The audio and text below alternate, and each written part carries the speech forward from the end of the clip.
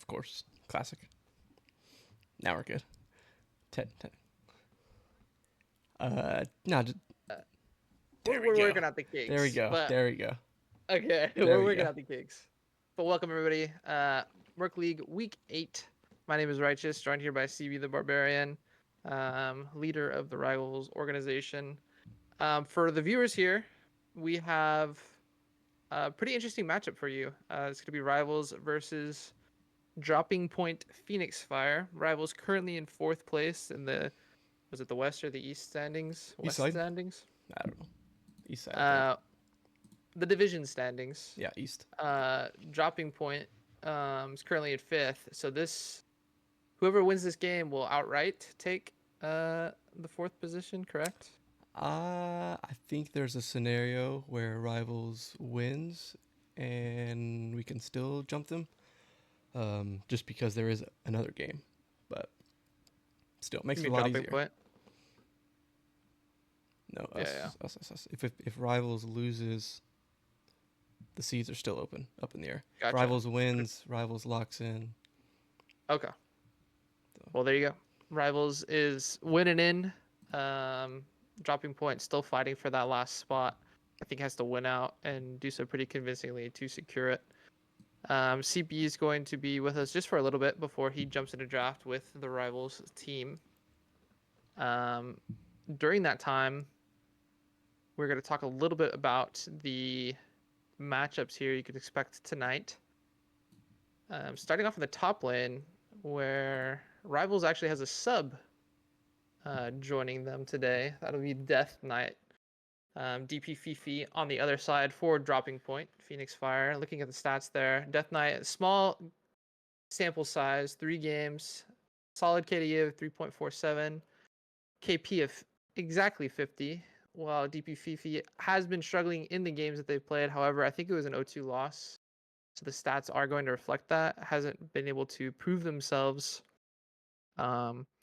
very much. Hasn't got a lot of playing time. 0.5 KDA, 42.1% KP, and 2 games played. So it will be interesting to see how these two top laners match up. Death Knight, not usually part of the equation for this team. Neither is DP Fifi, so it'll be interesting to see how they mesh with their teams as well as match up there in the top lane. But moving on from them, we have a pretty significant jungle matchup, in my opinion. We have iGank for Rivals and Golden Bob for DP Phoenix Fire. 4.74 KDA for iGank, one of the league leaders for the jungle position. 0.5 for Golden Bob as well. But if you take a look at that KP percentage, iGank nearly 70% KP for their team, while Golden Bob is at that 52.6%. I will let it be known that Golden Bob, like Fifi, hasn't had an opportunity to prove themselves in a variety of these games. I think they were part of probably the same series where they lost 0-2, while Gank has that solid 11 games played. So if iGank gets going and gets going early, you expect for Rivals to have pretty good success. When he's stifled, the team might be stifled as well. Eyesight, we do see the sub. Thank you so much for the sub. We are trying our best. Oh yeah, let me pay out this gambit too. Thank you, chat, for keeping me honest. There you go.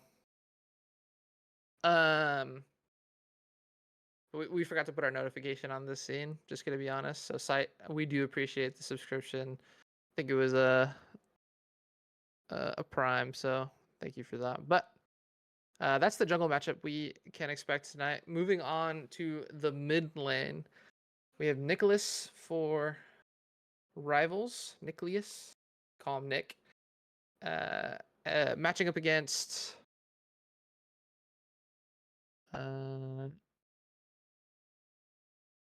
Giton, Gaitan, Gitano, I think. Gitano 9. Gitano actually has a pretty decent sample size. Looking at the KDA and KP does favor Nick, but not by much. 3.77 to that 2.83 for Gitano. 58.1% KP as opposed to that 56.9%, and they're about even in games. Gitano with one more game played, perhaps a couple more longer series than rivals. A matchup to watch in the mid lane. Very different champion pools. Some similarity between them, but it'll be interesting to see how these two mid laners are unlocked by the junglers or not. That jungle mid pairing obviously is harped on by amateurs and pros alike. It's a very strong pairing when done correctly, and so we'll have to see if rivals or DP dropping Phyre, Phoenix Phyre, can win out in that position. Looking at the bottom lane, we have Husky versus Ghost 7. 4.08 KDA for Husky, 1.93 for Ghost. While Ghost actually in the lead for KP between the two, 60.2, 58.1 for Husky. Of course, Husky a little bit more games played than Ghost.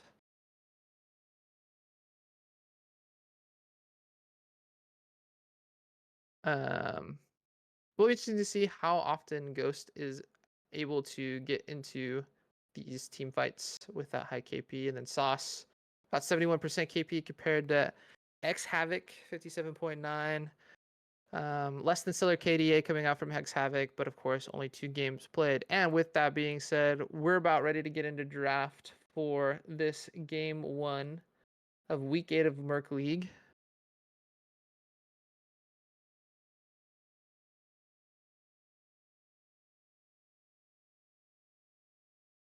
Phoenix Phyre opting to ban Huskies Misfortune away with their first ban. Going to be answered by the Viego rivals, banning away that from Golden Bob.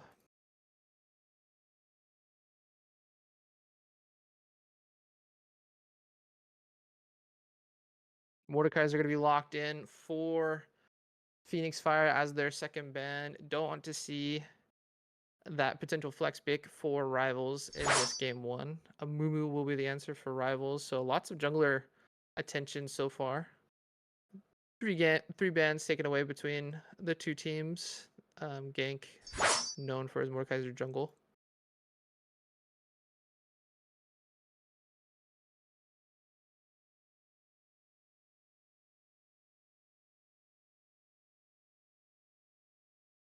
Waiting on this last ban here for DroppingPoint. It is going to be Dr. Mundo, banned away from the rivals sub top laner Death Knight. Interesting choice. Maybe potentially thinking they will take a top laner on R3. Definitely a viable strategy for rivals if they choose to pursue it. Aurelian Soul going to be the final ban for rivals.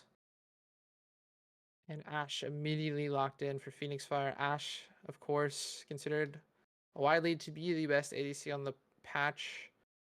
You have champions like Ziggs, Caitlyn, and a little bit of Corki, kind of in that second tier. But in terms of traditional ADCs, Ashe is kind of in a tier of her own right now. Rivals will be answering with the Jinx. An interesting pickup. Can struggle early into that Ashe poke, specifically with that W spam that Ashe is so accustomed to doing. We'll be interested to see what they choose to pair it with. Whether that's maybe some frontline to eat the Ashe arrows, sort of enchanter to ensure that this Jinx can live throughout the fight. But we're going to see an early jungle pick locked in for rivals. Sejuani, kind of the tried and true bread and butter jungler of competitive play. Does a lot and does it well. Decent clear, decent CC, decent team fight, decent pick. Beefy, does pretty decent damage. Just overall a solid champion as we see Phoenix Phyre hovering the Nocturne. I'm not going to get baited by these hovers, by the way. If I see a pick that I think is cool. Okay, so interesting pairing we're seeing with the ultimates between the Ashe and the Nocturne. Maybe the Nocturne turns out the lights. Ashe arrow comes through. Easy engage for the Nocturne to follow. And then another great pairing with that Nocturne, the TF. So we see lots of global threat and global pressure from these first three champions locked in by Phoenix Fire. Will be interesting to see how Rivals responds, as Syndra going to be hovered and locked for their third pick. Interesting. So we have scaling on the side of Rivals with a pretty beefy front line with that Sejuani. And then you look across the way, Phoenix Fire opting for some creative avenues for creating picks between the three ultimates of Ashe, Nocturne, and Twisted Fate. When done well, is done. It's a beautiful game to watch, but when done poorly, these champions might struggle if put on the back foot. So we'll have to see how well Phoenix Fire can execute this comp. As Camille is going to be the first ban for Rivals in this second phase.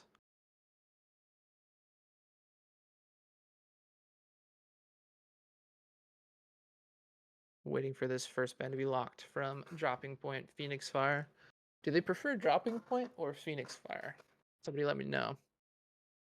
Milio is going to be a pretty standard pairing taken away from the Jinx. Don't want to see that in their game. Of course, Milio offers that Ashe ult coverage with his own ultimate, so pretty good takeaway for Phoenix Fire there.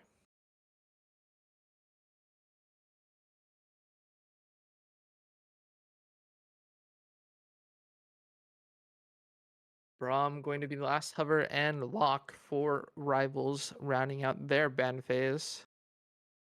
Don't want to see the Freljordian duo. That's a hard word. In that bottom lane.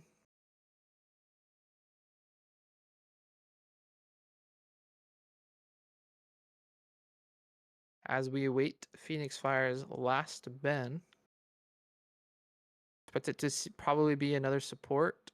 And it is Zyra going to be taken away from Sauce. So we'll have to see what Rivals opts to pick. And it was a very fast hover and lock of the Morgana. So some decent CC and a pick coming out from Rivals. Curious to see how they round out the comp with that last pick. We assume to be top lane unless there's some shenanigans going on. As we wave Phoenix Fire. Most likely a support and top going to be picked. Lacking in some beef right now. Seraphine is the opposite of beef. Really good enchanter pairing with the Ashe. So right now, the ultimates coming up from Phoenix Fire, if they're able to orchestrate them and weave them and make sure they layer them correctly, will prove to be a potent combo. The question is whether they can. But this is not necessarily do or die for them. Well, I guess it might be. If Rivals wins, they're in, and that means Phoenix Fire is on the outside looking in, wishing they could have done more, as Renekton is going to be the last pick. So there is Phoenix Fire's comp. The Renekton, kind of an odd pick for me. Not necessarily that it's bad, it's just it doesn't really have a lot of tools to get in this backline. You have the Jinx Chomps, you have the Sejuani Peel, Syndra QE, Morgana Black Shield. As Darius is going to be the counter elected by Death Knight for this top lane matchup. Well, there you have it. The two teams comps. Phoenix Fire on blue side for this game one best of 3 series here in Murk League week 8. Rivals on red. And it'll be exciting to see how this game one shakes up. CB should be joining us here momentarily, so he can talk a little bit about Rivals insights in the draft, how he feels about this game one heading into it. We live? We're live. Oh, we live, baby. Yeah. All right, initial thoughts. Initial thoughts for the draft. I like it. Most of our team got some of their top champs, so we made a last minute decision on the we were gonna ban the Jinx, but we figured we might be able to get it, and that did work out in our favor. they're a little squishy, and we have Syndra. Nick has been known to pop off on the Syndra. But we did have a game yesterday, and our early game was a little struggling. So we'll see. I think hopefully we shook that off. Yeah, hopefully. I will say Phoenix Fire is definitely going to be playing for those ultimates, kind of scaling up till that level 6 mark. You have some strong scaling between the Jinx and the Syndra. Potential, good counter pick into the Renekton with that Darius. So your bases should be covered for all phases of the game. It'll just come down to execution. Can rivals withstand the kind of creative avenues that Nocturne, Ashe, and Twisted Fate can take in terms of engaging and picking out fights? So we will have to see how that goes as we wait for both teams to ready up to get into the final phases of this draft. All right, your non-biased take on if you didn't see the team names, how are you feeling about the champs? You might have already touched on it. As I mean, my missed out on some non-biased of it. takes, it's always going to be the easier to execute comp. While I like Phoenix Fire's creativity, especially if they're able to do it well, it will be pretty potent. But it lacks kind of like that, front to back team fight comp that most people like to see. So it's a comp that if it gets ahead will be horrible to deal with, right? If the Nocturne, the TF, the Ashe get ahead, or maybe even the Renekton on the side lane, it could be fatal for rivals because they're not going to have a lot of answers into those ultimate combos. But if it goes even or gets behind, I think it's rivals' favor just in terms of ease of execution. You kind of have standard team fight comp on red side, so we will have to see. Yeah. Game 1, super important. This is just a best of 3, not into the playoffs yet. Regular season, week 8. I'm sure you already touched on a little bit earlier on. Big game. Yeah, big Almost, game. almost loosely decides who makes playoffs. So I think game 1 is the most important. Well, we will see. We will have to see how that game 1 goes for this week 8 matchup.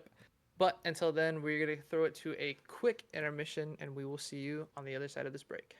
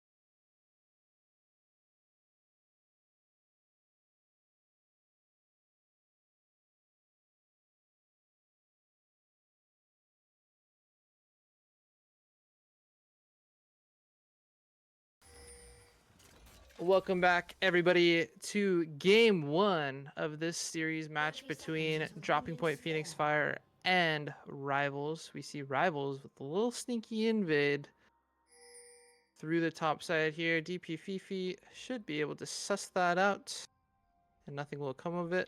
Maybe Rivals walks in to get some vision on this blue. Looks like that will be the case on that Gromp there, and then we'll walk right. Nicholas getting some vision as well. Okay. Walking right out. For you gamblers in here, I will be starting a prediction. You have 1 minute to get your points in. Who wins game one between Dropping Point Phoenix Fire and Rivals? Yeah, nothing crazy happening from the invade. Got a little bit of vision. That's about it. That's about it. Some gold in the pocket of Nocturne by clearing out that award. Rivals will be able to see that the Nocturne should be starting on bot side. Won't show on that blue buff until well after it expires. So we see some poke come out in the bot lane. Like I was saying before we loaded in, though, expect for DP to look to farm till 6. So we see Death Knight immediately popping the passive on Renekton. Renekton taking about half his health and damage there, hemorrhaging away.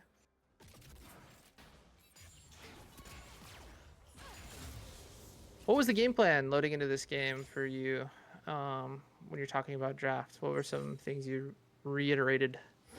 Yeah, number one game plan was to win. True. Outside of that game plan, just looking at our games yesterday, was to take it a little bit slow. In the early side, we have a Jinx, we have a Syndra. No need to be fighting pre-level 3, 4, 5. Really pre-ult, but stuff happens. But yeah, really to play the scaling game unless we're looking at top side where we do have a Darius. Yeah, hopefully we make it out of the first 5 minutes without any kills, deaths. We'll take some kills, but no deaths. As we see PP taken low yet again. Kind of interesting, Death Knight opting for the Doran shield as opposed to the blade, but nevertheless, being able to push that Renekton in early, actually finding Golden Bob on his blue buff, getting some vision there as well. Golden Bob has to be wary that Darius can just run him down and kill him. Meanwhile, on the bottom side of the map, Ghost 7 and X Havoc pushing in the duo of Husky and Sauce. Sauce finding a nice little binding and a black shield to save Husky a little bit of health there. We see Gank waiting for the opportunity to go on this Renekton. Will be spotted out by this ward. Be interesting to see if Fifi respects what's going on. He does know the Nocturne is there. Gank says, hey, Nocturne is there. Don't get dove. I'm going to bot scuttle. Actually, looks like he's doubling back. Not sure what he's doing. Actually, looking mid. Ping's coming out there. It's Death Knight. Trading heavy on a Fifi. Golden Bob is there. Death Knight has to be careful of the engage by Golden Bob, but should be able to walk towards his tower and stay safe. Yeah, both junglers being shown on the map, so everybody knows where everybody's at. Death Knight does have to wonder if Golden Bob's gonna sit in the bush for a little bit. Sejuani spotted mid's gonna circle back around. Twisted Fate is low. Ooh, the stun goes wide from Nicholas. Wonder if it will be enough to secure the kill, and it is. An auto secures Nick first blood in game one. Yeah, you give first blood to Nick on one of, if not his best champion. Usually, that means good things for Rivals. Usually. It's always nice getting that first blood.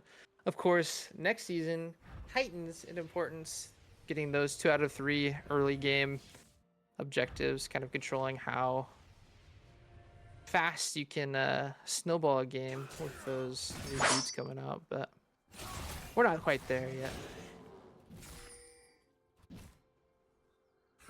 And I mean, so far so good for the side of Rivals. About a 500 gold lead. Yeah. Basically Shout that out first blood money. to him Velas. I don't know. I can't read too well, but appreciate the follow. I did miss one earlier. I will have to go back and look who it was.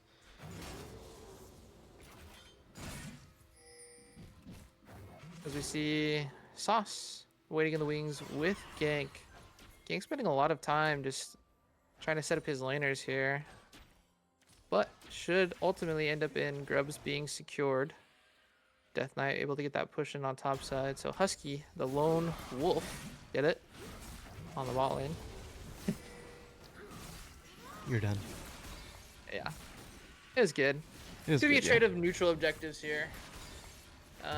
Honestly, you might like to see Rivals pick up the Dragons because they are the scaling team between Syndra and the Jinx, but the pushing power for Darius and potentially Syndra with these Grubs, assuming they can get at least 4, is always nice to have. Yeah, I would say it's maybe the safe play. You know, you have a Syndra, even with the first blood, you have a Syndra Jinx. And we're getting close to that 6 level ult power spike. So maybe Rival's just not super confident on going for the drag this early in the game. Yeah, and I think it's a decent call, right? So far, Ghost 7 and X Havoc have been able to push in that bot lane pretty consistently, pretty regularly. So just playing to the side that has a little bit more pressure. Death Knight on that Darius. But so far, other than that, First Blood, been a pretty quiet game. Trading neutrals, both teams just electing to farm. I would imagine once the level 6s start rolling out for Dropping Point, you'll see a little bit more action with that Nocturne, with that Ashe, and that Twisted Fate. Ghost popped by Death Knight immediately and whiffing everything. Unfortunately for him, Syndra also spotted out on that roam, so we'll have to double back and try to pick up that farm that Twisted Fate is pushing in. Yeah, not the best attempt top lane. Summoner used by Darius and Rome missed some CS mid lane. But you gotta try some stuff every now and then. And yes, I do want to circle back around Momo the Go Mo and Zabumafu. Thank you for the follows. Much love. As we have a fight top lane. We do have a fight top lane. The ultimate does come out from Golden Bob and DP Fifi. Death Knight doing all he can to survive, but without that Ghost, is dead in the water, and Gank just gets to watch in Tribush. It's one of those pushing up a little too far, not thinking where the jungler's at. No vision. Ooh. Syndra. Gitano take it down to 2 HP. The flash and flash autos follow. Syndra gonna go up 2-0 on Gitano here, getting the better of the Twisted Fate. Ping's coming out. Everyone is aware of where this Nocturne is. I don't think Nick knows where X Havoc is, though. Has to be careful with his positioning here, as Ashe ultimate will come out and find the mark. Shutdown for X Havoc on the Syndra. Heal being popped as well to secure the escape. Would have liked to see that gold go on to Golden Bob, but Seraphine not the worst champion for it to go into. As Binding does hit by Sauce. Great chain CC, but not a lot of follow-up for Husky there. Are you worried that Rivals is going to have a tough time tracking these ultimate cooldowns that are so important for Dropping Point, that being the Nocturne, the Ashe, and the Twisted Fate ults? Initially, I was gonna say no, but you have to wonder if the bot lane on the side of Rivals called out the Ashe ult coming. I think they were envisioned to be able to see that coming. Can't always dodge them, but yeah, slightly concerned. You have some good ults on the side of Dropping Point as we have a fight in the bot lane. Great Binding coming out from a Sauce. Husky unloading into Ghost. Immune by the Black Shield is Husky. Going to find the W mark. Another great Binding from Sauce. Sauce showing his prowess with these Morgana Qs, but Husky doing all he can to survive against the minions. A little bit of a target selection miscommunication, maybe. Jinx sticking onto the Ashe while Morgana was only going for the Seraphine. Kind of tough. Yeah. Ashe was far away, but you'd like to see them turn onto Seraphine a little bit earlier. DP Fifi going to go straight on to Death Knight, and once again we see Golden Bob ultimating in, actually TP was used by Gitano as well to secure potentially these topside neutrals. One grub has been secured by Rivals, as we see Twisted Fate ultimate come out. Yellow card land on a gank, but Gitano might be not where he wants to be. Gank forced to flash out. Golden Bob will find Nicholas. But I believe as the flash comes out for DP Fifi, that is a dead Sejuani. Lots of summoner spells used to secure that kill will result in 2 grubs being taken by DP. And you gotta wonder, the strength of these ultimates, we're seeing in full force early on in this game, and you know, if the trend continues, it's only gonna get worse. As Death Knight will spot out DP, will not go in there. Yeah. Husky and Sauce doing their job on the side, picking up some tower plates on bot. DroppingPoint playing this early game into the mid game very well. Definitely some team fight. Oh, and another Syndra might get picked. Oh, Nicholas going to find out Gitano with the ultimate. Scattering the Weak will barely miss Golden Bob, so Golden Bob does find the kill, will go on a killing spree. And once again, it seems like, you know, harping back to our last game that we streamed yesterday, these early game proactive junglers, or at least the ones that do a lot of stuff early, regardless of the champion, it seems like Rivals struggles with just not respecting where they could be, where the supports can be. Might be a lack of communication, or might just be a lack of knowing that they are actually in kill threat. Yeah, it's definitely a mix of not thinking where the Nocturne could be. Obviously, Golden Bob playing it very well. It seems like everywhere he is, some sort of death is happening. But yeah, 100% Rivals not KP. respecting it. Yep, Rivals not respecting it. About a 2,000 gold lead has been accrued for DroppingPoint Phoenix Phyre. We did say that Rivals has some scaling in the back pocket between the Syndra and the Jinx, but the larger the hole you dig yourself into in this early to mid game, the harder it is to actually hit those breaking points for the champions. As the sun comes out on Gitano, will be taking about half health with a really big electrocute proc, as a dance starts to form around this dragon. Yank, good positioning. Waiting for someone to misposition, so. Yeah, we might see our first 4v4 fight right here. Oh, Sauce going to check a bush that had no business being checked. Goes 5-7. It's going to be flashing over. Golden Bob will secure the kill with his ultimate of his own. Great ultimate from X Havoc to secure iGank's death, as well as Husky and Nick watch on. And once again, it's just not knowing where the enemy champions could be, as Gitano might be stepping up with more than he could chew. That was an interesting choice by Gitano. Easy kill for the Syndra. So the Syndra is 4-2-0. 25 CS up on this mid laner. Gitano actually 100% of his team's deaths. Doesn't feel very good, as we see even more damage come out. Nicholas picking up another kill with a quick Scattering the Weak into Unleashed Power. 5-2-0 on the Syndra. And if we don't think anything about Nick, it's when he's in this power state, you can expect good things to follow. His ultimate will be forced out by DP Fifi. Death Knight doing all he can to keep DP Fifi interested. Gank just going to miss the Arctic Assault, and DP Fifi will be able to walk away. Death Knight expending his ghost, but top side of the map is secured by Rivals so far. Yeah, you have to think that Rivals should be making the call of, hey, we don't want to fight right now unless Syndra's in the fight. Other than that, we need to chill out a little bit. Speaking of not wanting to fight, Sauce being very aggressive, trying to land that dark binding. Will be able to walk away, but about 3/4 of his HP taken in the process. Yeah, that Morgana Black Shield is down 20 plus seconds early. Have to be worried about this Ashe ult coming through. Seraphine ult is coming up soon. Yep, it's a 1-2 punch that most bot laners know oh so well. So Husky and Sauce get the wave shoved. I expect a bat. Actually gonna stay another wave. Might be risky. Ultimates are available for Ghost 7 and X Havoc.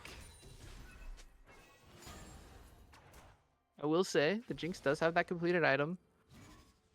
So they've played right. As we see a great Glacial Prison come out from Gank on the top side. Meanwhile on the bot side, or in the mid, Golden Bob ulting on to Nicholas. Nicholas doing all he can to find Gitano. Gitano's taken low. Ultimately doesn't die, and DP Fifi able to walk out from all of that pressure Gank has been putting on him. Yeah, it seems like Rival's safest lane should be top lane. So it's interesting that iGank is camping our top when their Renekton is also their safest lane. Ooh, Jinxel just a bit goes outside. wide. Just a little outside. Now they have to be careful. Black Shield is used early to secure the rest of those minions for Husky. And I expect both of Rival's bot laners to back here would be the correct choice. Husky opting to stay, and that's a dangerous game to play. He does have both summoners available, but it's kind of silly if you need to blow him for basically no reason. We'll have to see how that goes. Looking at the gold lead here, 2.4, 2.3 for Dropping Point Phoenix Fire. I'm going to go up a little bit with that Herald secured. Minute 40 left on this Drake. Going to be interesting to see how they use that Herald pressure in regards to that neutral objective. You'd like to see it drop top potentially. Maybe have TF in the mid lane, kind of hover between both the dragon and top side. Death Knight steps up to go aggressive on Fifi, which we see doing right now, but doesn't seem like Fifi's in any kill threat. Gitano taking low just from 1 Q. Nicholas doing a ton of damage early on this Syndra champion, a favorite of his. Scattering the weak will go wide, but the Dark Blinding hits, and that should be Gitano going down. Rough game so far from Gitano, but the good news is he is playing a champ where he can be relegated to stun card duty. As long as you get a good gold card on carry, your job's done as far as this TF's concerned. So yeah, and the tough thing for Rivals here in this in this mid game is they have one target to go for. Dropping Point has one target to go for. They're going to go straight for the Syndra. Syndra dead. Rivals can't do too much.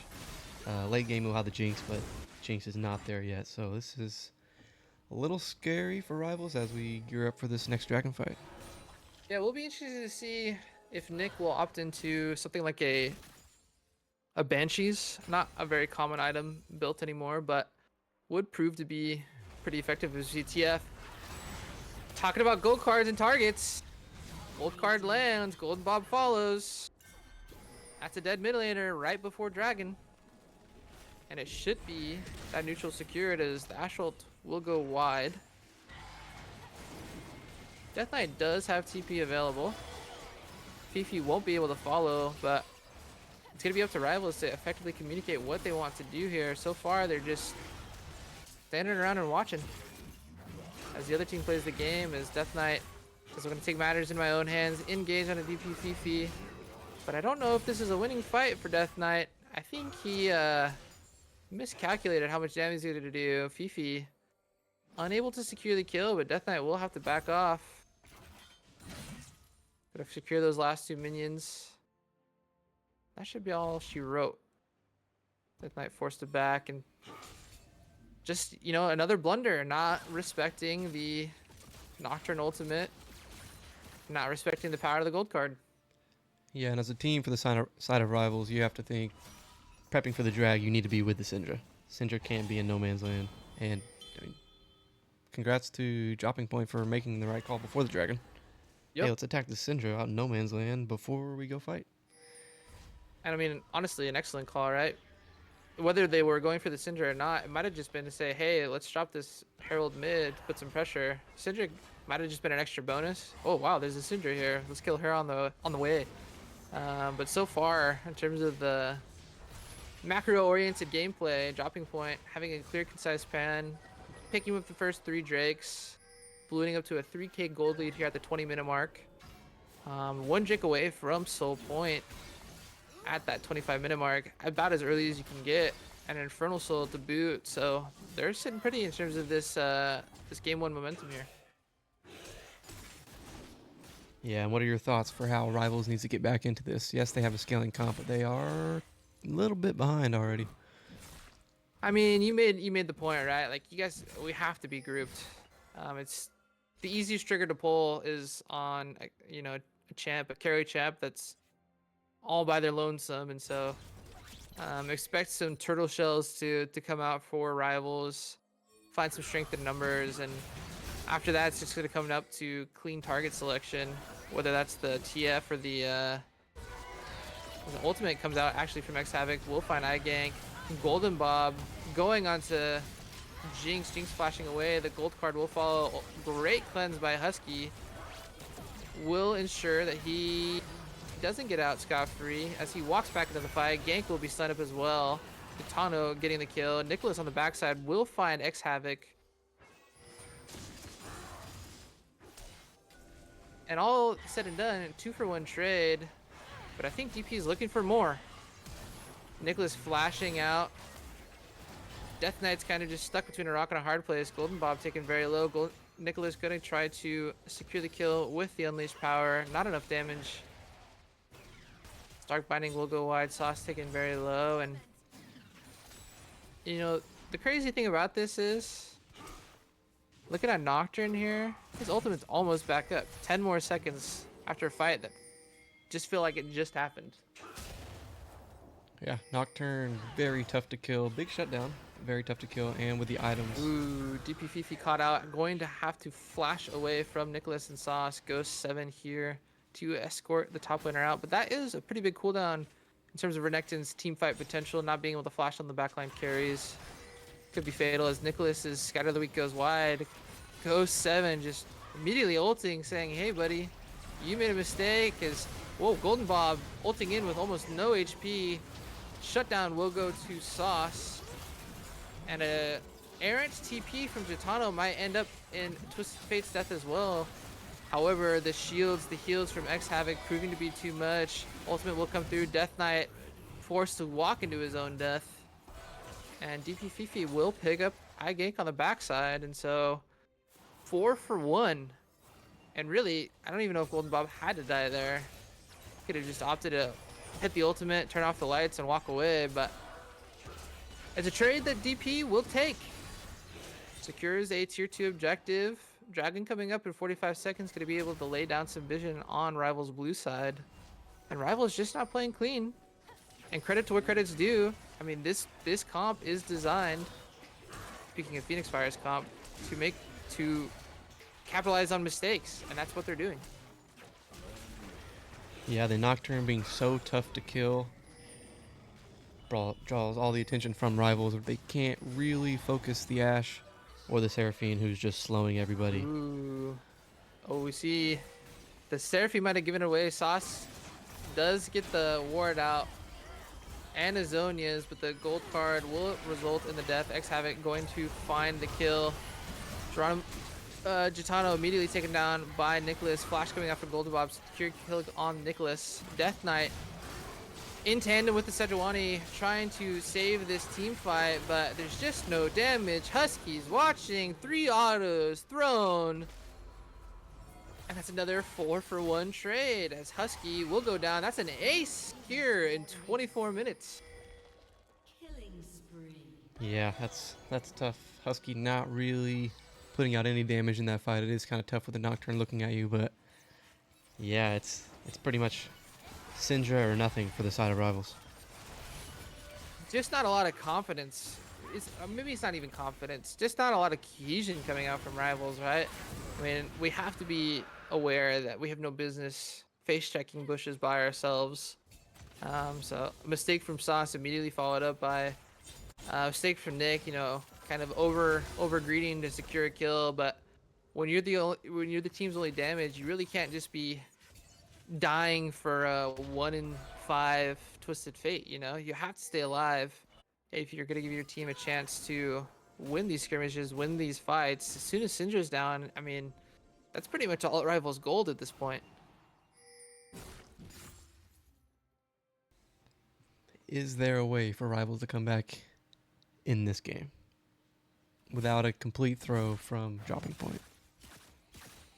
See, the thing is, like, we talked about it before the game where, you know, if Dropping Point got ahead, their comp is so hard to deal with, right? They have so many, you know, go buttons, so many ways to capitalize on mistakes, mispositions, or, you know, the like from Rivals. And I mean, really, you know, there's always a chance that, like, you know, Golden Bob just kind of ults for fun into 5 and dies before his team gets there, or, you know, maybe Chitano does the same, ults into a bad spot. But, you know, it hasn't really seemed to be the case. You know, Chitano, despite being 1-6, they know the role, which is to set up the carries, specifically that Syndra, and gone off without a hitch. As we see the Jinx gonna be able to scat out this Baron, be taken 3.5k on the objective, and then just like that, it's taken out. And looking at the map state here, almost 10,000 gold advantage for Dropping Point, 0 towers secured by the team that, you know, try to secure those early grubs for Rivals. And it seems like Rivals is operating kind of without a game plan right now, especially when behind. Yeah, Rivals are looking very reactive in all these situations, late to every objective, which you can't really fight at them now at this point in the game. So now it's, what do you do, turtle for a Elder fight in 3.5 minutes? You want to get a pick with the Syndra, but Dropping Point's doing a very good job of tracking the Syndra. Yeah, and I mean, just look at the positioning right now. If Nocturne wanted to, he could go on the Syndra right there, right? Like, Rivals just is not aware of, like, how strong this Dropping Point team is. Like, it's a hairpin trigger that they could just, you know, decide to press at any time, and someone will die at this point. Doesn't really matter who, as long as they're going on the same person. DP Fifi actually proccing the Dominus early, and I think Death Knight's okay with that trade. Gonna have to watch as that tier 2 goes down, but, you know, what more can you do right now? Ooh, Chitano stunned up. The ultimate a little excessive, but yeah, I would like to Chitano will go down. see Nick not ulting every time. Clearly it was a 1v1 with 10% HP left on that TF. You'd like to have that ult up here for this fight right here, if it happens. But kill's a kill.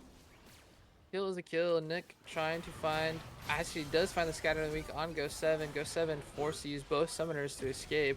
Death Knight is waiting in the wings, unfortunately not able to get there in time. Ghost was blown, and 2 minutes 20 seconds on this dragon. And really, if your Rivals, you're just trying to push to get vision on your own blue side, they can safely approach this neutral objective. Tower was taken a little bit ago on the bot side, so they are not towerless now, but still over 10,000 gold lead for Phoenix Fire. And it just seems like they're waiting for Elder to spawn. They'll just take it and maybe march their way towards an end. We'll have to see if that's what pans out. And you can see the side of Dropping Point pinging the Syndra, maybe saying, hey, Elder's coming up. We need to focus that Syndra in this fight. On the side of Rivals, do you fight Elder? Do you just give it? I think if you're giving it, you're just kind of gracefully losing, right? I think the only way you can really get back into this game is potential Elder Dragon steal, or at least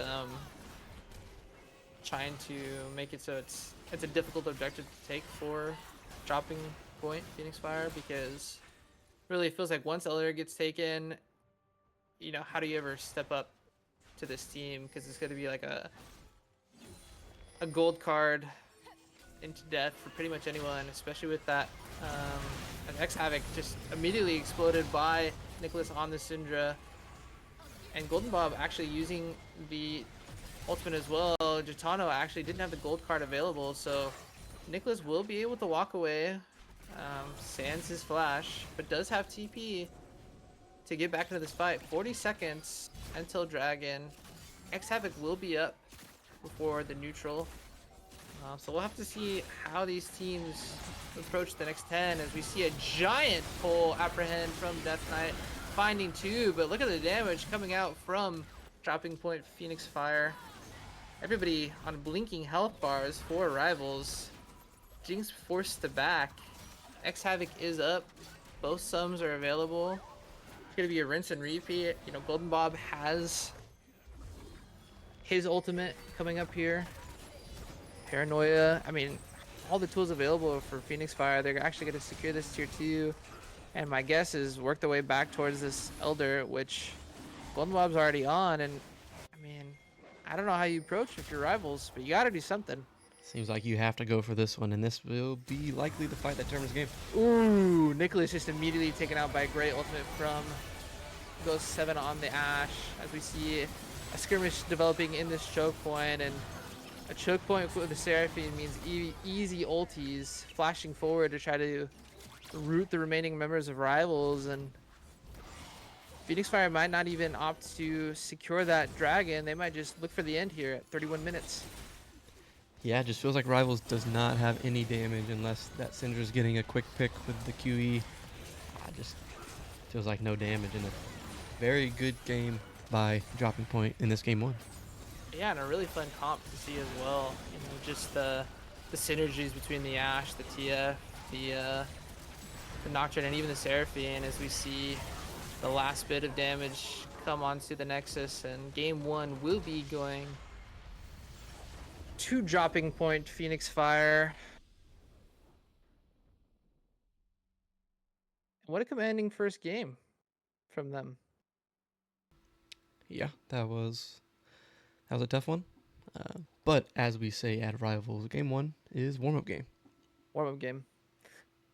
We will have to see how Rivals responds, but until the next draft starts up, we will be throwing it to a quick intermission.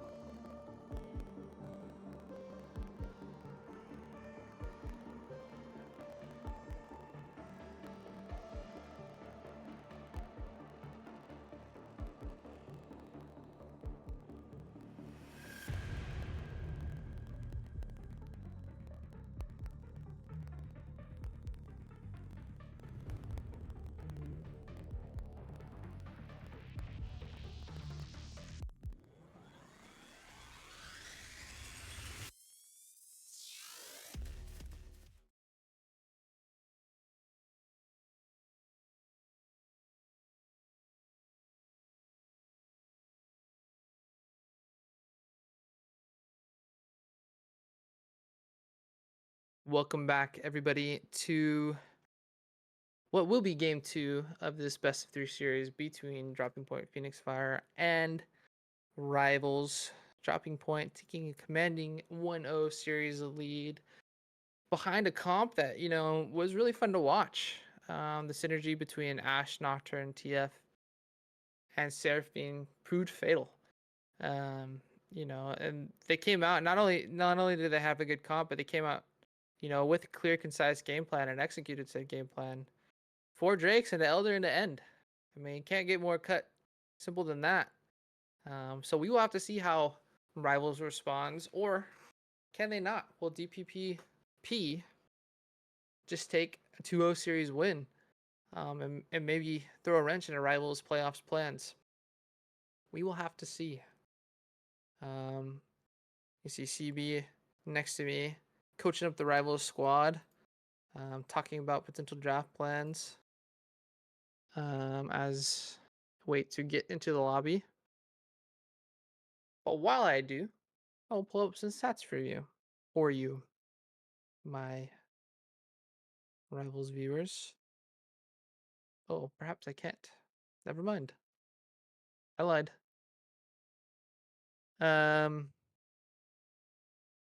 No, I was gonna pull up stats from the previous game, but I guess I can't do that. I could before, I can't now. Anyways, getting into the lobby here, we will see. Actually, it is unclear which side who will be taking. It looks like Rivals is going to opt to swap sides and take blue for game 2. Will be interesting to see how they shake up the draft as well after what Phoenix Fire was able to show in game 1.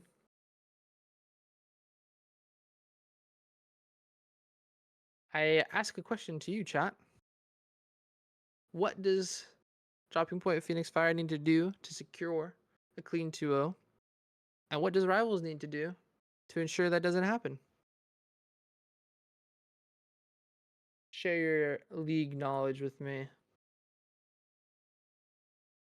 as we wait for this game 2 draft to start up. Or maybe we're all just sleeping.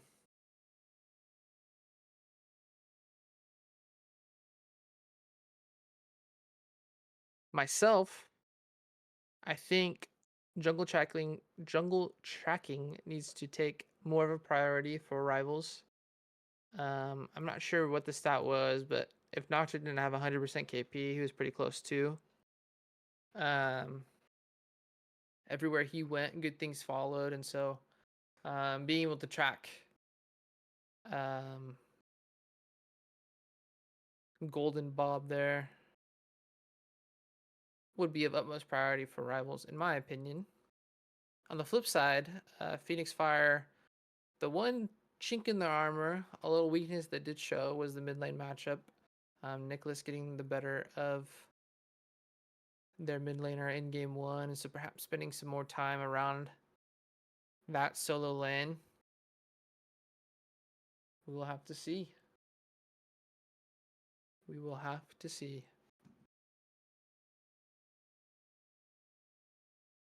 I am going to make sure I'm getting everybody's names right, because everybody likes it when their name's said correctly. The mid laner is Gitano, I believe. If I'm mispronouncing it, then somebody can tell me.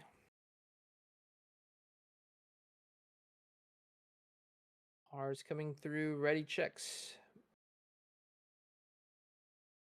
As we await this game 2 draft and what could be a pivotal game 2. If Rivals loses, they're on the outside looking in and need some outside help to ensure they get that final spot in playoffs. Rivals wins, then we go to an exciting game 3.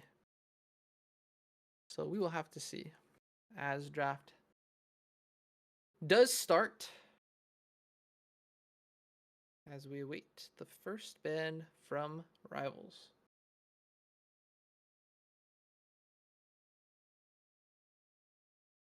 Viego going to be that first ban. And I expect a lot of jungler pressure or jungle bans to come out from the side of rivals, as Golden Bob looked to be controlling the tempo in game one, early game onwards. Misfortune being hovered by Phoenix Fire.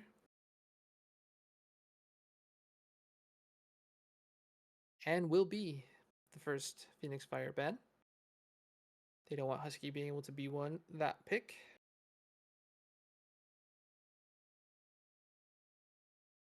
While we are waiting these bans to come through, Nocturne, pretty smart ban from Rivals coming out. Game one proved to be unstoppable. Mordekaiser going to be followed.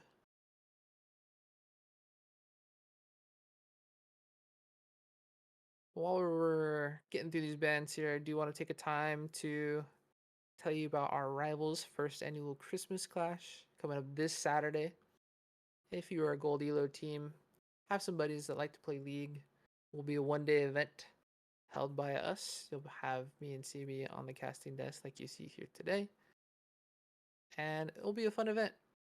Anywhere between 2 and 7 games, depending on how well you do, or if you don't want to participate and just watch, that's fine with us as well, as Mumu will be the last ban for Rivals.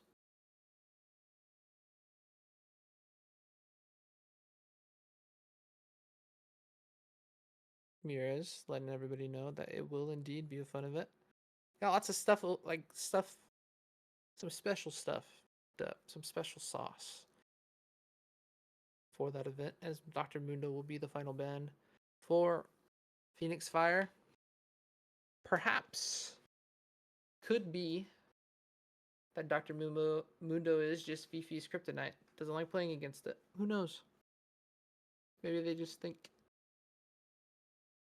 Death Knight's a dirty one trick, as Ashe will be locked in. Great takeaway from Phoenix Fire. Ghost 7 looking terrific on the champion. And a comfort for Husky as well. Jarvan being hovered, a jungler that always makes his way back around in the pro scene. Will be interesting to see if it is locked, but looks like it will be. Golden Bob going to give us his best river impression from 100 Thieves. Favorite of him. Lots of early game pressure, kind of a pick that can fall off late, depending on how the early to mid game goes. But speaking of late game insurance, Jinx hovered from Phoenix Fire. It looks like just a swap of ADCs that could potentially come out. But we will have to see. And it will be locked. Now the question is, does Rivals secure maybe a higher priority support earlier in the draft now that they're on the blue side? Maybe a Zyra or Emilio, maybe even a Braum. Braum does look particularly good against the Jarvan here. Or do they opt to, just opt to take that Sidra that seemed to be the only win con from game one for the side of Rivals? Will be interesting to see if, Nick kind of respects the Jarvan, the Golden Bob pressure a little bit more.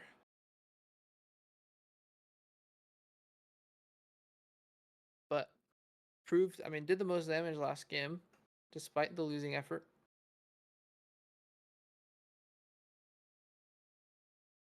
Zyra going to be locked in. We'll have to ask CB when he gets back. Why not Braum there? But Zyra is Huskies, or no, sorry, not Huskies, Sauce's, most played champion this season, and a comfort as Therapy. And if it ain't broke, don't fix it. Going to be locked in for X Havoc. Some great Seraphine ults coming out from them in game one.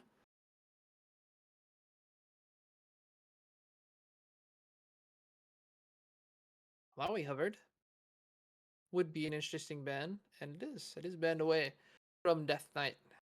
Perhaps a pocket pick I am unaware of.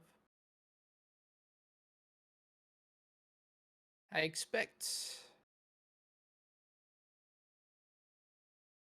mid lane bans to come out because top is always going to have a counter on R5 here. Instead, it will be top lane. Camille, hovered, and taken away from Fifi.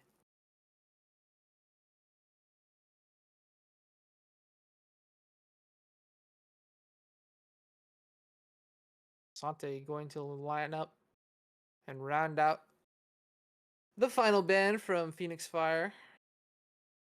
Lots of top lane pressure, or top lane awareness being shown this second phase of the draft between both teams.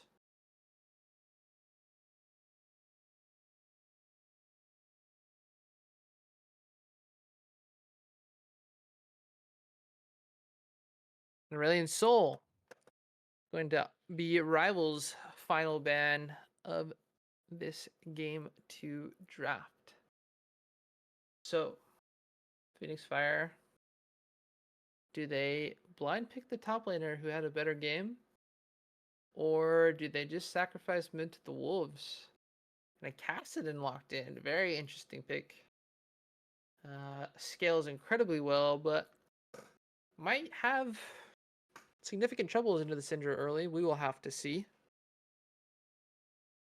Also, does anybody know if Syndra is a Void champion? She looks like it. I'm unaware of Syndra lore. Kayn going to be locked in for iGank and Rivals. Will be interesting to see how the top lane pick rounds out this comp. Not especially beefy is the side of Rivals. Could be a tank. Could be a bruiser, I suppose. And it will be Shen hovered. Horn hovered. Shen hovered. And locked for Death Knight and the top lane. Great pairing there with the Kayn. Kind of a delivery system. Shield up the Kayn. He goes in. Shen basically pops out on top of the opposing carries.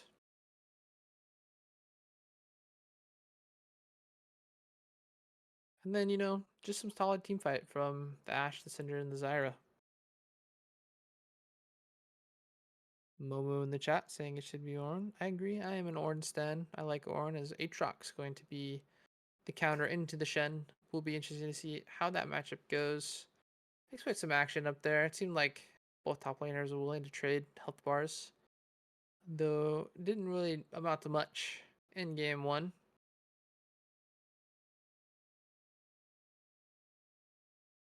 We will have to see.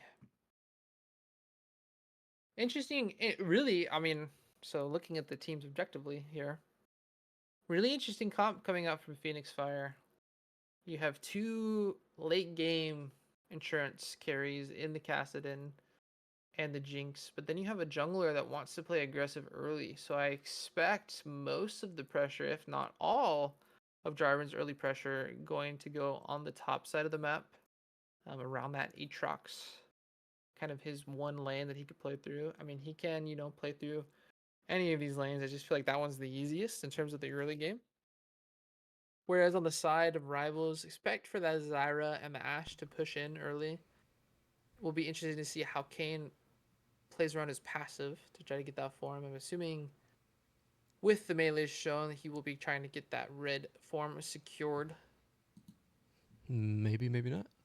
Maybe, maybe not. Bello says, I don't know how I feel about Kayn. But hey, that's just me. That's true. Kayn players are a different breed. All right, CB, number 1 question for me. Why not Braum instead of Zyra here? It was a 50-50. We went back and forth between the Braum and the Zyra. Ultimately, we wanted the bot lane push. Okay. Obviously, Braum looks even better after seeing the Seraphine because you can block that ult. Mm-hmm. But yeah, we play a lot of. I think we play more Zyra Ashe than we've played Braum Ashe. So a little bit of comfort, similar with.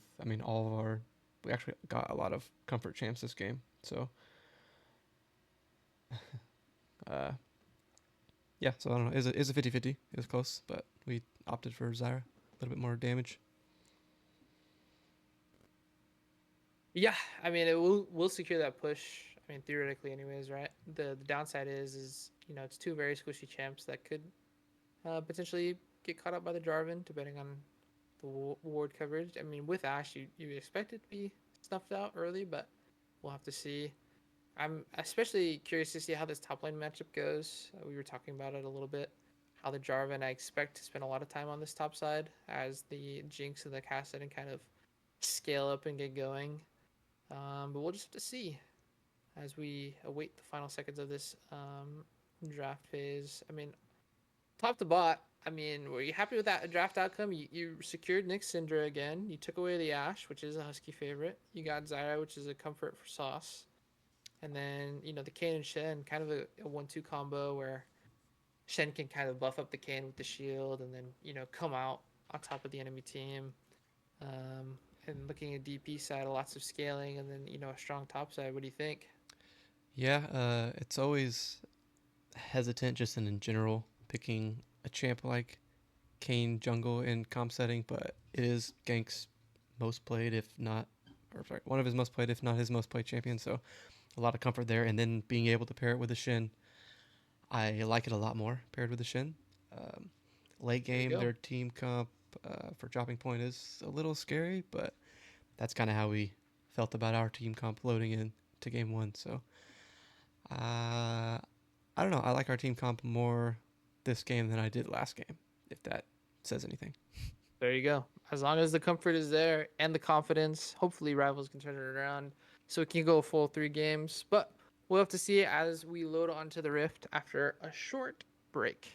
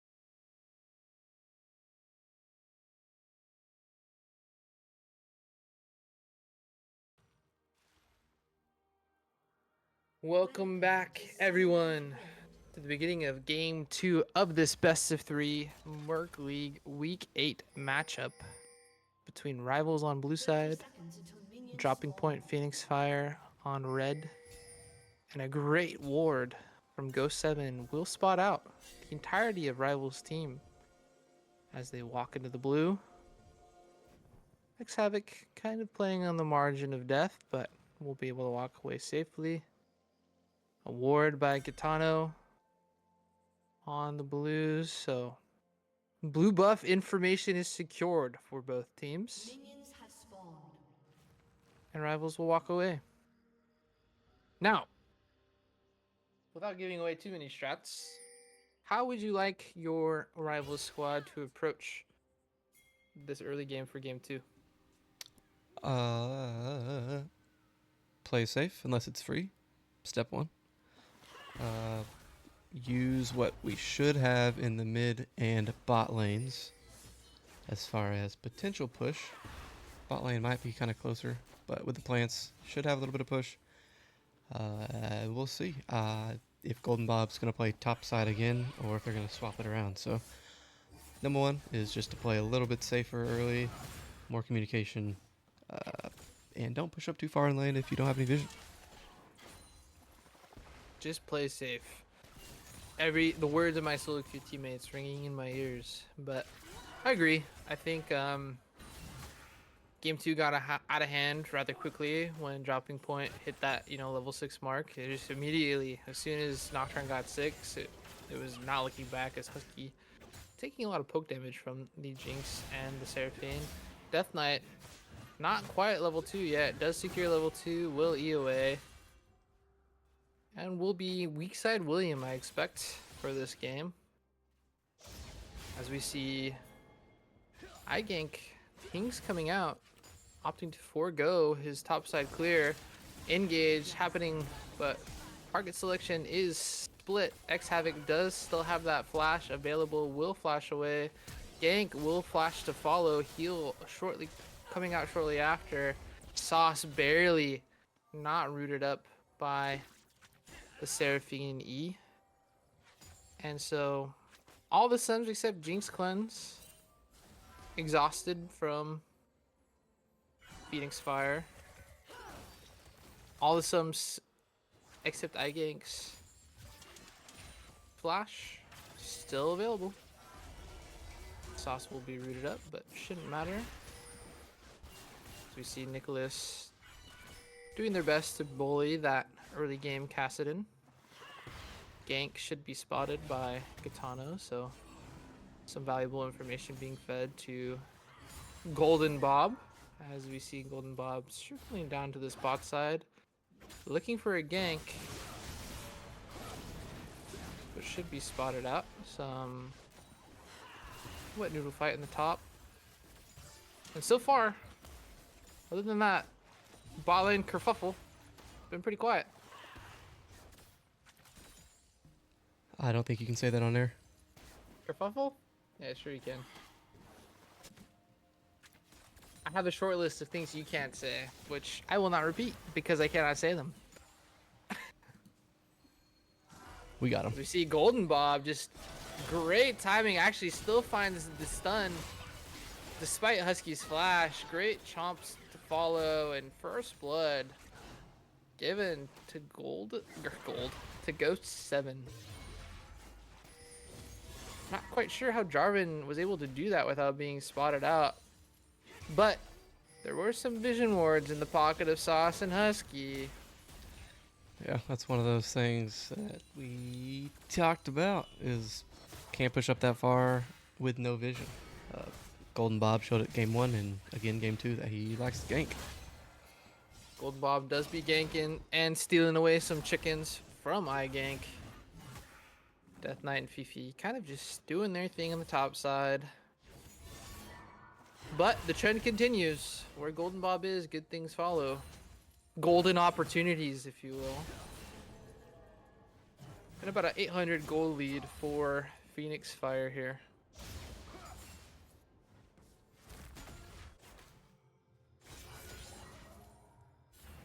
Now, I know yesterday, it's not today, but how much do you think, yesterday's 0-3 performance could be affecting the guys here in this series? I think going into game one, we had a pretty good reset. Yesterday, we played people decently out of our team's elo, so we were able to separate it for the most part. But going 0-3 yesterday and now down 0-1 in this game, those are stacking up. So, but I'm sure our game one win rate is like 20%. So Gank we going shall to see. spot out Fifi. Fifi does have the ultimate available. Gank only level 4, going to be taking a ton of damage. Great taunt found out by Death Knight. DP taken extremely low. But do they have enough damage from Rival's side to finish? As a great flash away, and Gank actually goes down. Well played by Fifi, was positioning his Q with that flash and picking up a kill in a pretty sticky situation. Yeah, it doesn't feel like level 6 Aatrox is the champion to gank with a Kane Shin. Not with his ultimate and flash up. That's tough, but some good plays by Fifi there, securing a kill.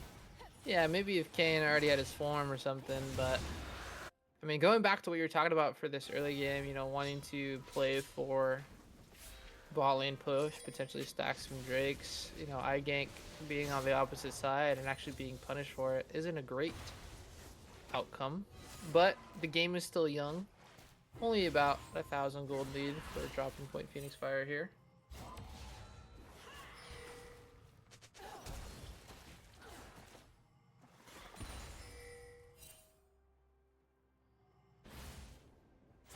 We're kind of hitting that mid-game lull. Rivals, waiting for Gank to get the form. Still not 6 yet. Nicholas not able to have the same kind of success he did in game 1. Perhaps Kitano is a little bit more comfortable on the Kassadin.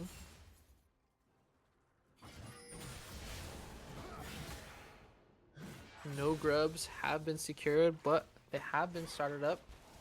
Sauce moving up to the top side of the map to secure that objective. But Golden Bob has his sights on another objective. He immediately shed ult to save Nick. Nick having to flash away out of the Cataclysm. Golden Bob taken low, flashing away.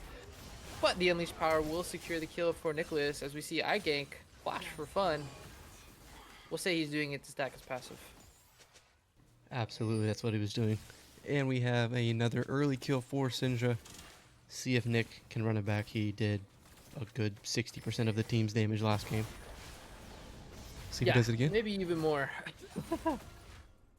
It will be up to Nick to, kind of know, like, hey, I'm a Syndra and I don't have flash, so I am playing against the Jarvan, who will be more than willing to come back to my lane, especially because Kassadin has that built-in flash in his ultimate.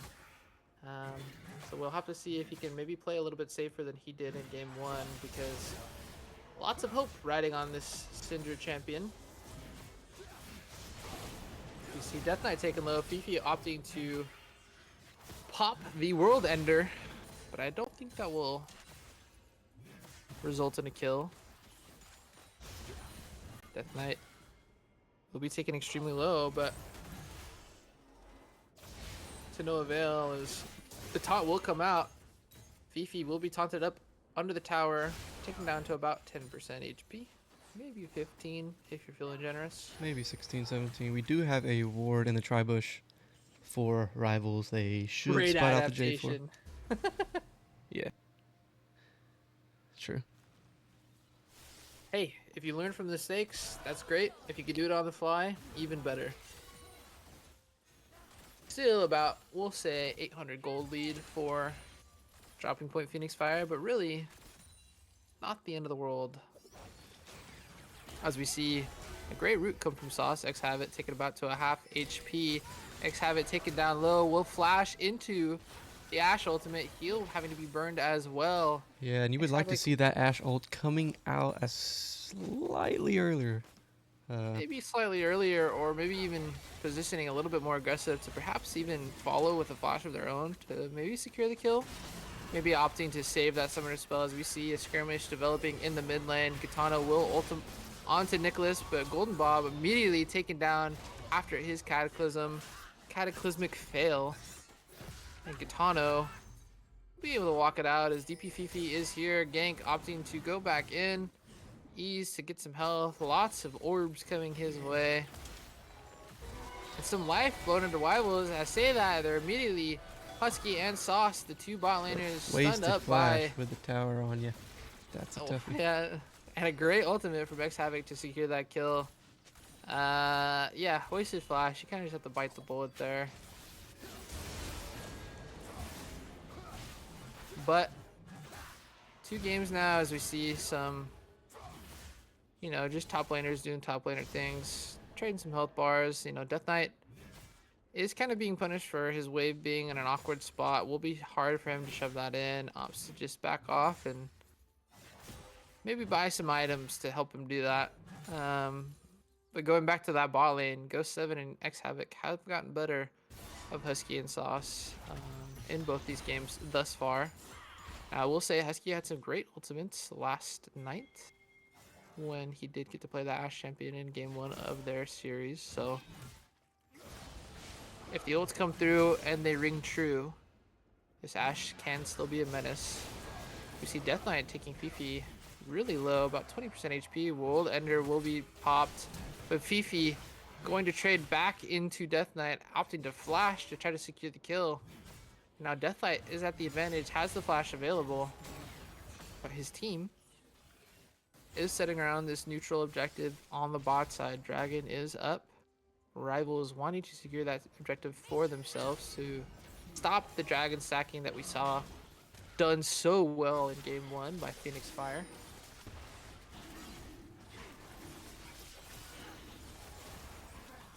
Both teams playing a gentle game right now as we see Gitano with excellent positioning could elect to go in. Golden Bob will flag a drag, will miss. Cataclysm will come down. Nicholas will immediately flash out. Great follow-up from iGank and Sauce. Husky will be taken by Golden Bob eventually, but it will ultimately be a 2-for-1 trade for Rivals, and Ping's immediately coming out to the Grubs.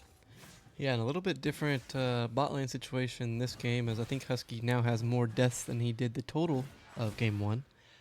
But getting that Drake, it's nice having that Zyra with her plants. If you're at first at the objective, it's usually in your favor. So we'll see what Rivals can get out of this.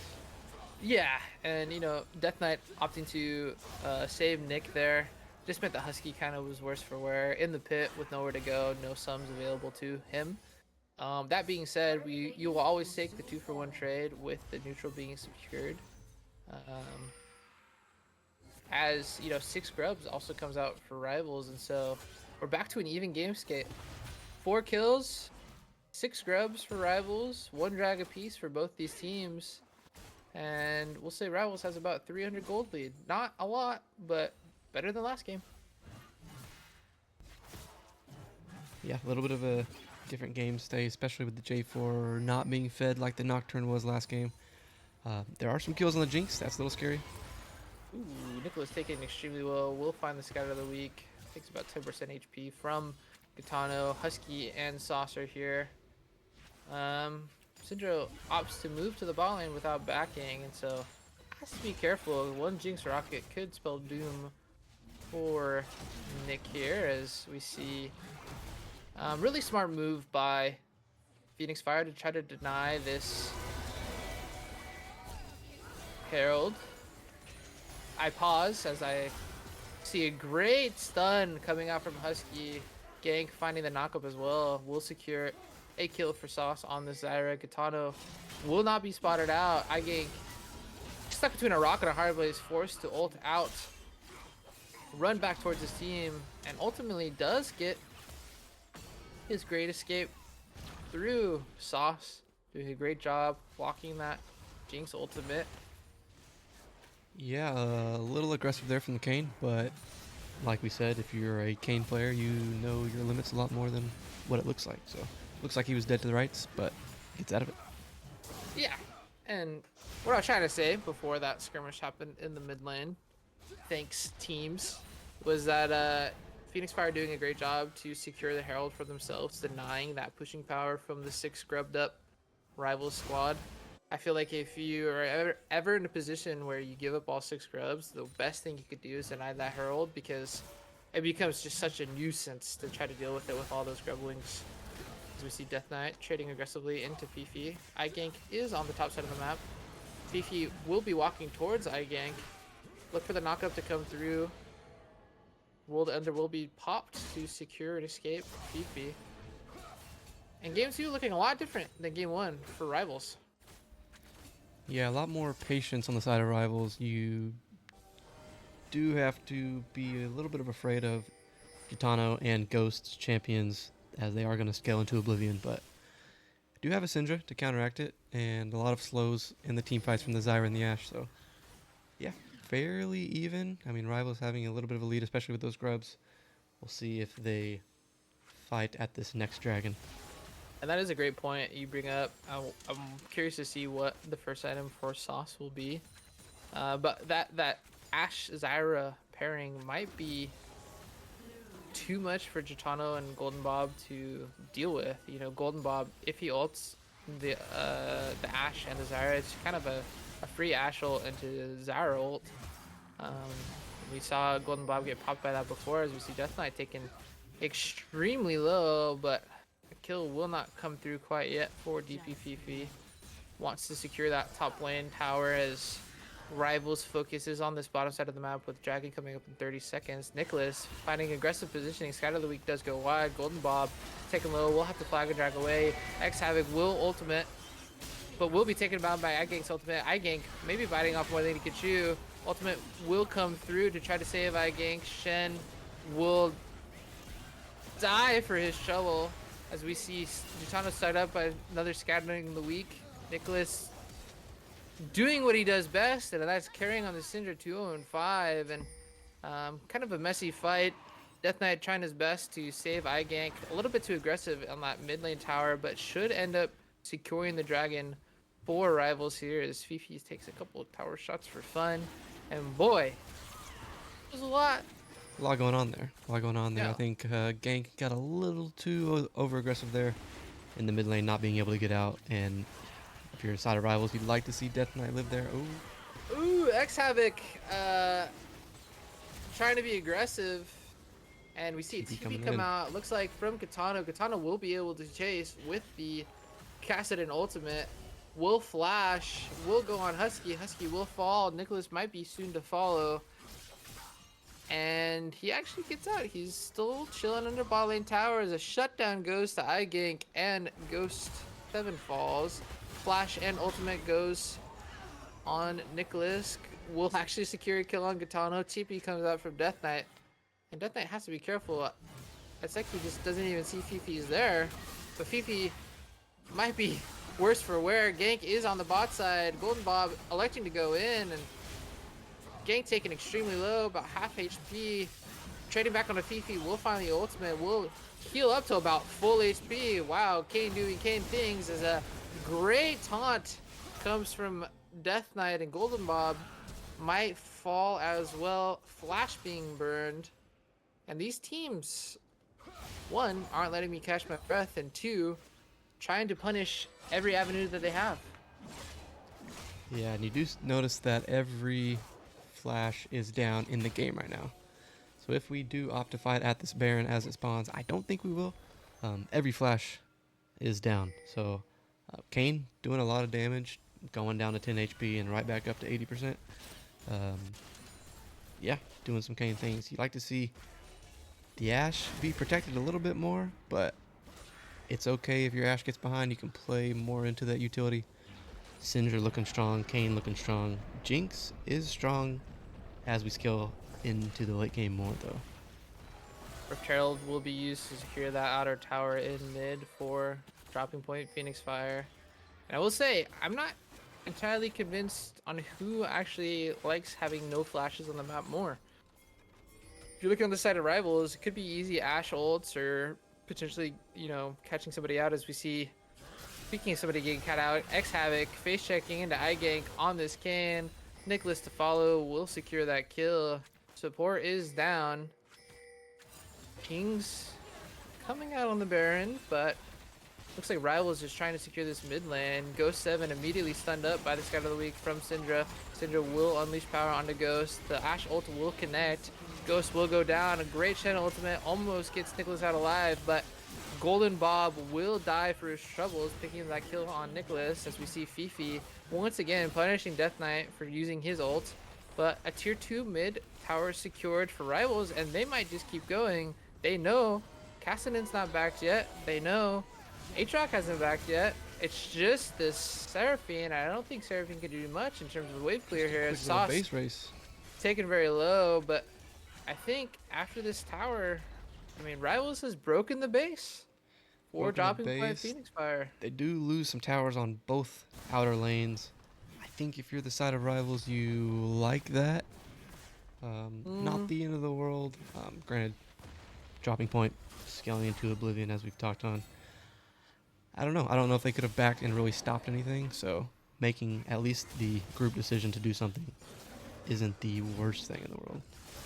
I will say the Seraphine ult, pretty big cooldown, was used. Should be up before the dragon, but will be up for a potential Baron fight. Flash is all about to tick over to being available for almost everyone.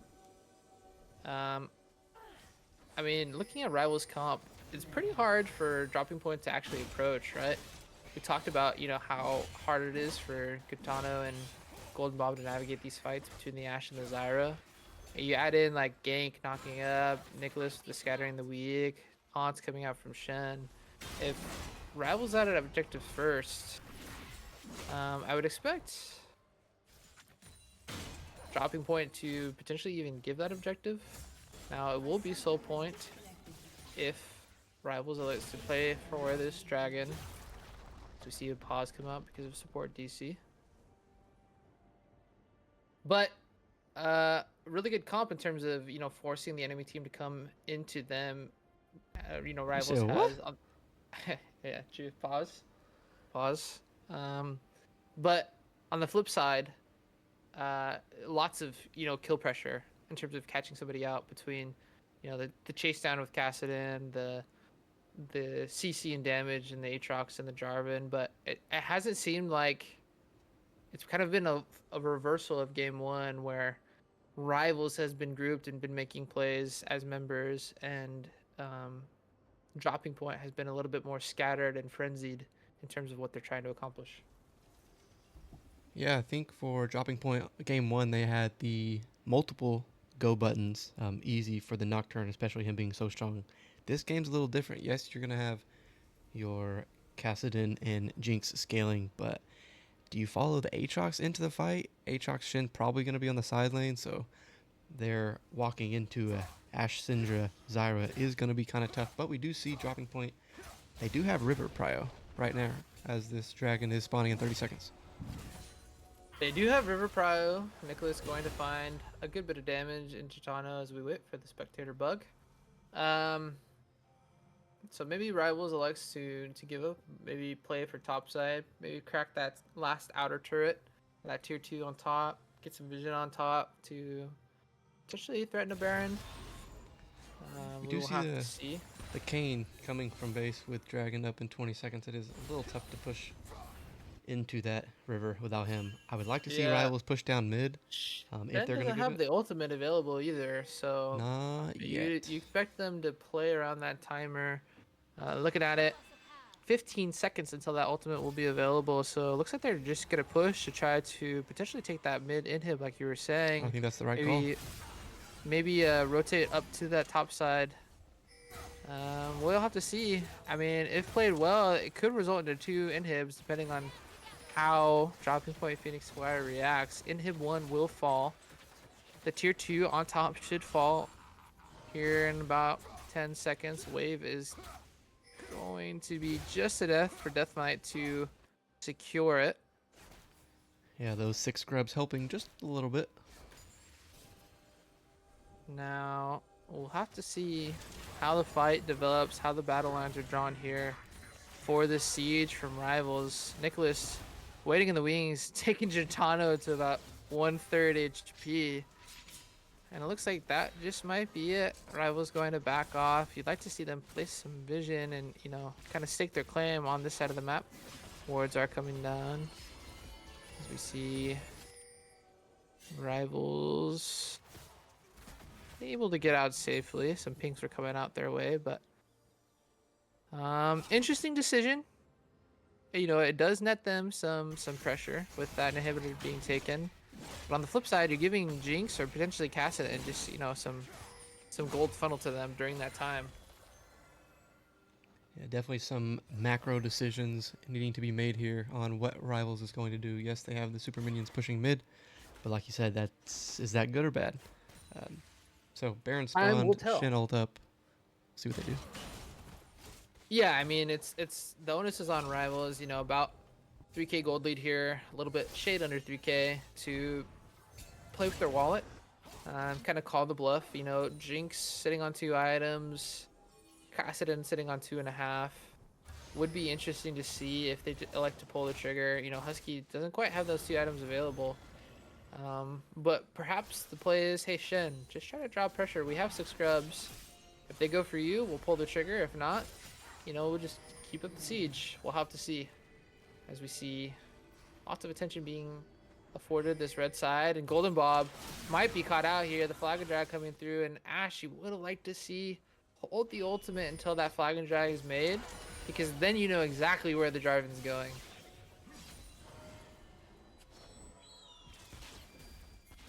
But things are coming up for Rivals. Could be a Baron start here. Baron is started. Aatrox and Shin, both of the TP. Of course, Shin with the ult up also. A little bit of mid pressure. Lots of Can damage Rivals coming get through. it? Half health on this objective here. Everybody knows what's going on. The TP immediately coming up by Shen. Golden Bob in a position to potentially steal. Aggressive TP by the Aatrox, and stolen Baron from Golden Bob. Smite comes through. Cassidy finds the Ashe as well. Golden Bob will die for his team, but the Baron was secured. DP Fifi taken very low. Healing coming through. Shen actually gets a great ultimate off. Saves iGank in the process. DP Fifi will go down. It's a double kill for iGank.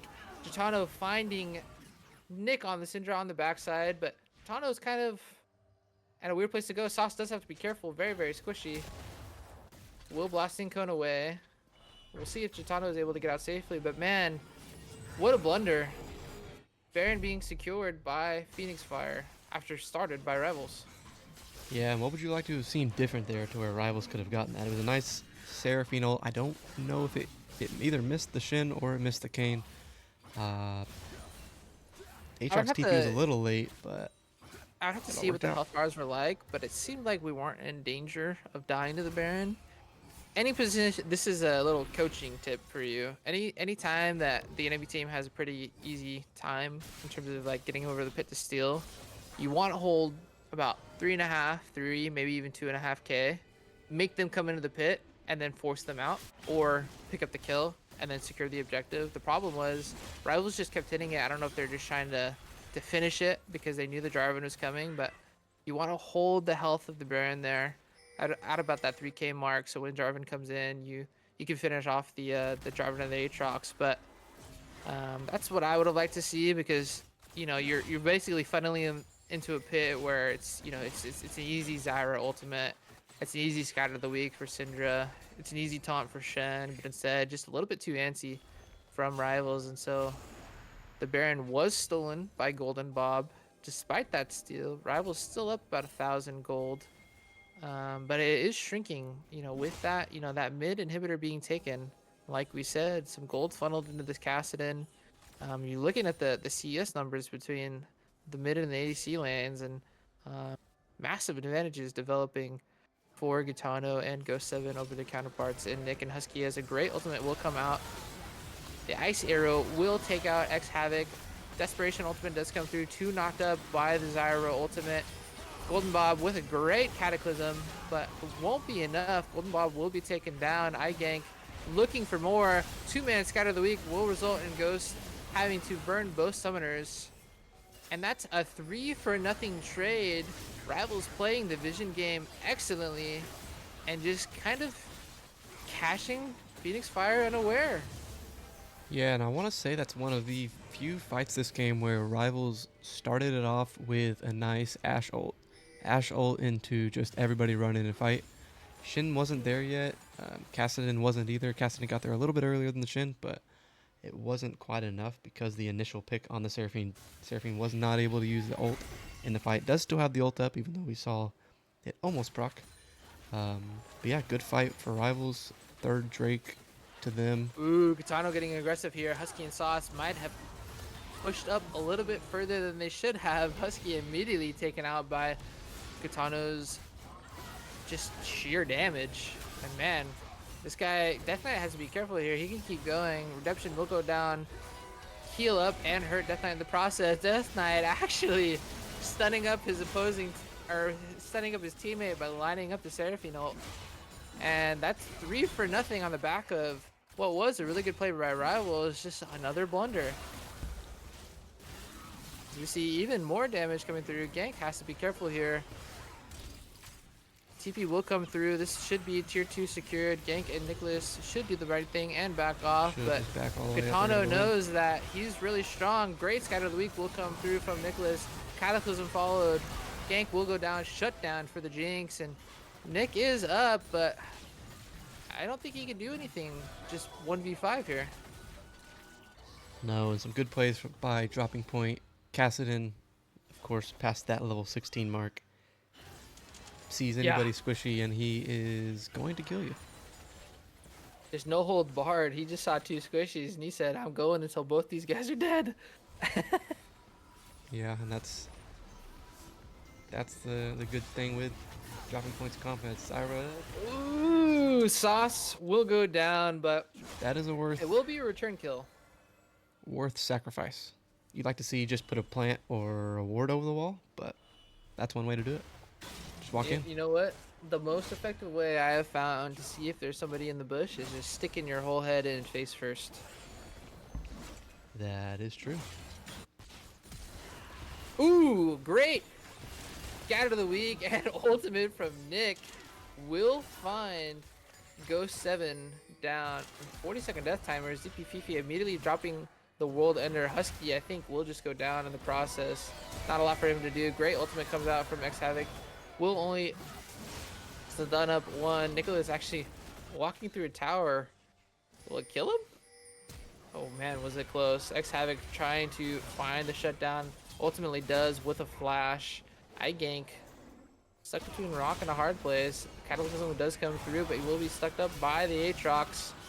Ulting to save his own life, and a great flash will secure Gank's delivery out of harm's way, but some sloppiness from both sides there. Little sloppy. I'd say more on the side of Rivals, a little bit of an overstay.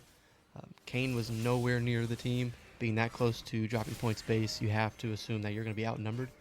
But yeah, we looking at a Baron fight here. Almost everybody's up. Syndra's up in 12. Yeah, and it's Sauce just doing it again. Face checking, and that's going to be an easy kill for Katano. Actually, a great flash from Sox. And Blasting Cone will secure his life, but this Baron now is about half HP, and I don't see a great way for Rivals into the pit. Gank is fishing, is looking, but won't be able to do his best Golden Bob impression, and that will be the second Baron of the game secured for Dropping Point Phoenix Fire. And we were about a 2k gold lead for Rivals before that initial Baron was started, and since then it's flipped to about 3k gold lead for Phoenix Fire. Just kind of the result of slim margins for error not going the way of Rivals, kind of not knowing to do in these high pressure situations, and then just a little bit of sloppiness as well. Yeah, that's one of those where you're either going to go for the Baron and you go as a team, and maybe you fight after the Baron, or you just give it and you don't need to walk into the jungle when they have a level 18 Kassadin. So a little bit of a split call, it seemed. Dropping Point capitalizing on the mistakes of Rivals. This has been the theme of this best 3 so far. For those of you just tuning in or unaware, A win of this best of 3 would secure, continues to secure Rivals playoffs hopes. But a loss means kind of their playoff destiny is out of their own hands, as I said, in the hands of their rivals here, Dropping Point. Dropping Point fighting for the playoffs lives, and a win here would go a long way in securing that. Yep, so definitely an uphill battle if Rivals does lose this game. Each team does have another game in the regular season. I think Rivals has a good chance if they 2-0 their next opponent, regardless of the outcome of this game, but Syndra not Wow. strong enough. Cassidon does have Roa It's pretty and beefy Seraph. now. As Death Knight and crew doing their best to stop the siege. Actually, a great two-man taunt coming out from Death Knight. DP Fifi dropping low. Golden Bob will find a Cataclysm on a Husky, followed by an Ash Ultimate. Ghost will pick up the kill on a Husky. Will be reset. Golden Bob taking low, forced to flash out. Gank doing the same. Will eventually be taken down. Death Knight will follow as well. Sauce going down. Ghost just resetting and resetting and resetting some more. This will be That might be tower the taken. This game. will be inhibitor taken, and this probably will be game 2 going Dropping Point Phoenix Fire's way. Yeah, it'd be very tough for Syndra to do anything here with the Baron, with the Jinx, with the Yeah, Cassidon and a existing. Fed Cassidon just Yeah, going crazy, and that's game 2, and that's a 2-0 series win here in week 8 of Murk League for Dropping Point Phoenix Fire over Rivals. yeah. I mean, biased take, but I think, at least in the predictions from the admins or from the league, they definitely had Rivals either a 2-1 or a 2-0 win. Of course, we're biased towards having Rivals as a win. Not putting enough respect on Dropping Point. Dropping Point came to play. Yeah, I mean, that's definitely helps Dropping Point's chances of making the playoffs going to be an uphill battle for Rivals now. Indeed. And I mean, game 1 was pretty commanding by Dropping Point. Game 2 got a little hairy there.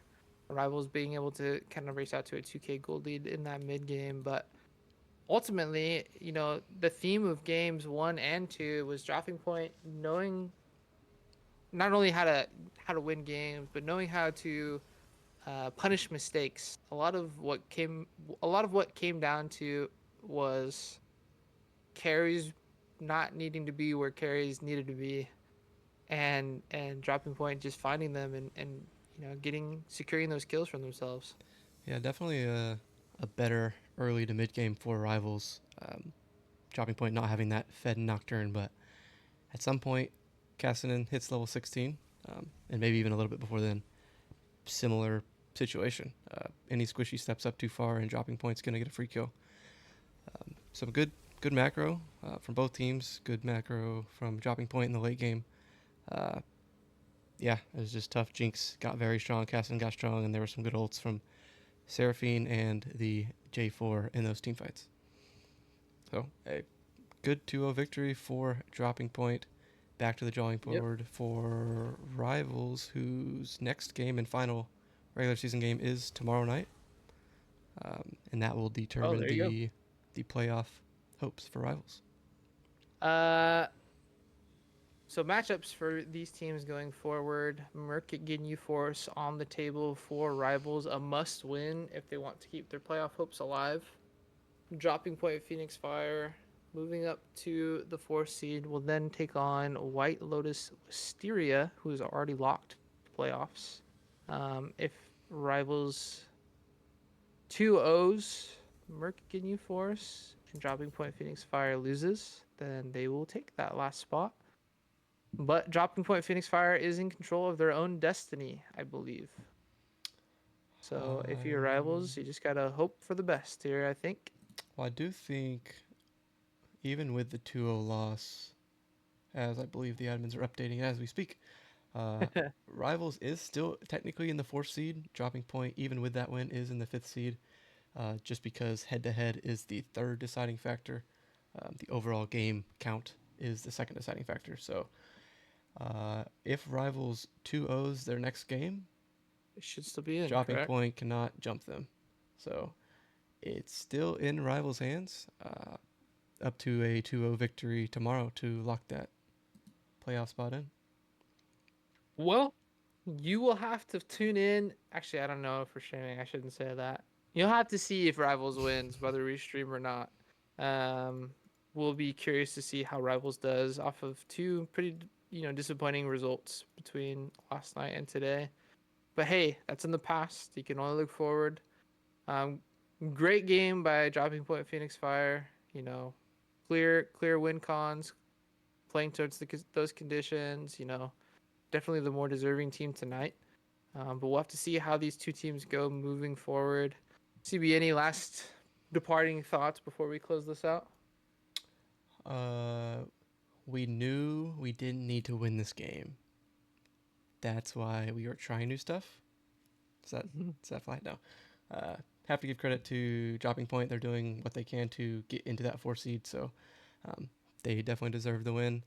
I will note Rivals lost yesterday. They lost today. We used a sub both games. Not an excuse of why we lost, but it will be a feels good moment having our full crew back tomorrow. A little bit more chemistry, more games together, and that's always good. So yeah, we'll see how games go tomorrow. I don't know when Dropping Point plays White Lotus, but still open. So that's what we like Eventually, to see. Eventually, they at will some be playing point, probably. eventually, at Yeah. some point in the future, sooner rather than later. Yeah. But with all that being said, that has been Murk League Week 8 from your crew here at Rivals. This is Righteous signing off with CB. Hope you have a great night, and we'll see you next time. We will Goodbye. see you.